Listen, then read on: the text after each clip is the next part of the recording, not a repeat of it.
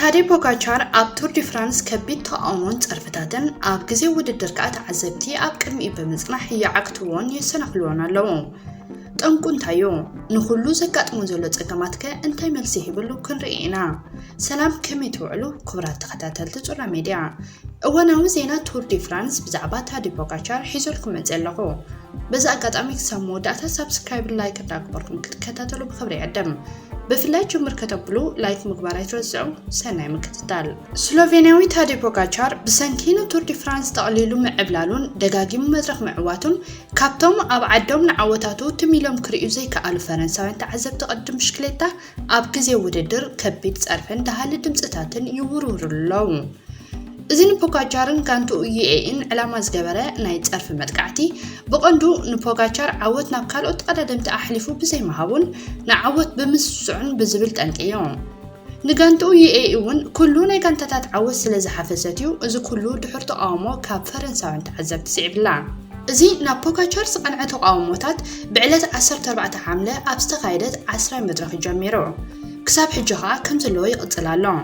ብፍላይ ትማሊ ኣብ ናይ ግዜ ውድድር ኮይኑ ንበይኑ ብማእከል ተዓዘብቲ ኣብ ዝሓልፈሉ ዝነበረ ግዜ ካብ ጸርፍን ኣነዋሪ ምልክታትን ሓሊፎም ናብ ጽርግያ ብምእታውዮም ከዓናቕፍዎን ግዜ ከኽስርዎን ተራእዮም። እቲ ዘጋጥሞ ዝነበረ ተቃውሞ ብጸጋሙ ብየማኑን ቅድሚኡን ካብ ጽርግያ ብምእታው ስለዝተኻየደ ከዓ ከቢድ ሓደጋ እውን ከስዕበሉ ይኽእል ነይሩ። ፖጋቻር ግን እዚ ኩሉ እንዳጋጥሞ ከሎ ናህሩ ኣጉዲሉ ብህድኣትዩ ክሰጉሮም ወሲኑ ድሕሪ ውድድር ኣብ ዘካየዶ ቃለ መጠይቕ እውን ከማርእስቲ ከልዕሎ ኣይመረፀን።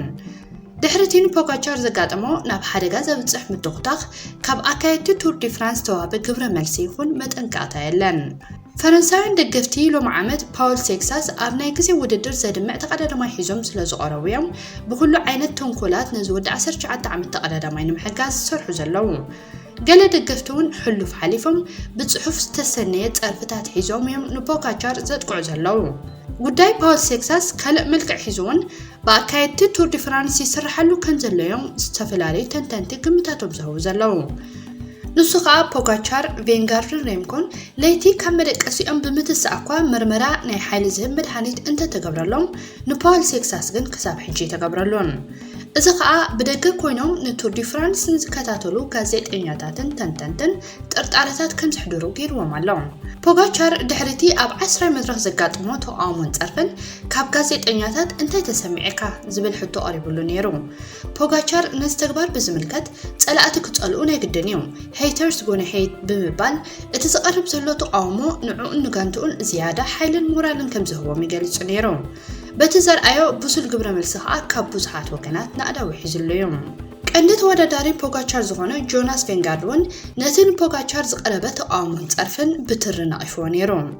ቬንጋርድ ኣብ ዝሃቦ መግለጺ እዚ ኣብ ስፖርት ተቐባልነት የብሉን ክድግፍዎ ኣይደለኹምን ክትጸርፍዎ ግን መሰል የብልኩምን ስለምንታይ ንሓደ ሰብ ንምጽራፍ ጥራይ ናብ ስፖርት ውድድር ትመጹ ንተቐዳደምቲ ደግፉ ነቲ ውድድር ኣማዕርጉ ተዘይ ኮይኑ ግን ኣብ ገዛኹም ተቐመጡ ስተያቶም ክብል እዩ ብሕርቃን ፖጋቻር ተኸላኺሉሉ ነይሩ።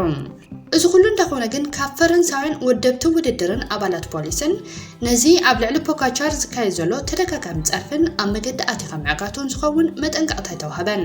እዚ ከዓ ዋላ እኳ ብግልፂ ኣይደግፍዎ ብውሽጦም ግን ደስ ዝብሎም ተግባር ምዃኑ እዮም ዘርእዩ ዘለዉ ዝብል ነቐፌታታት ካብ ስሎቬንያውያን ከስዕበሎም ክኢሉ ኣሎም። ገለ ኒውትራል ዝኾኑ ተዓዘብቲ ግን ፖጋቻር ዋላውን ክጸልኦ ደሊኻ ዘይጽላእ ኣዝዩ ትሑት ፈቃርን ለባም ተቐዳዳማይ ምዃኑ እዮም ዝማገቱ።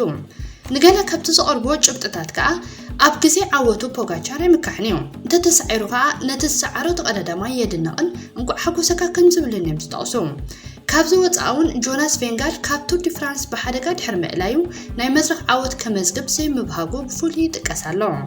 በዚ ኮይኑ በቲ ፈረንሳውያን ደገፍቲ ብሕጂ ንፓውል ሴክሳስ ኣብ ካልእ ሃገራት ንምውድዳር ዘሸግሮ ተጻብኦታት ይገብሩለው።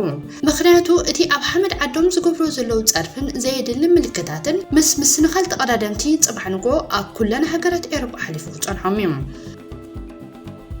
ክብራት ተኸታተልተይ ናይ ሎም መደብና ነዚ ይመስል ብዘቕረብኩልኩም ትሕዝቶ ዓጊብኩም ክትኮኑ ተስፋ ይገብር።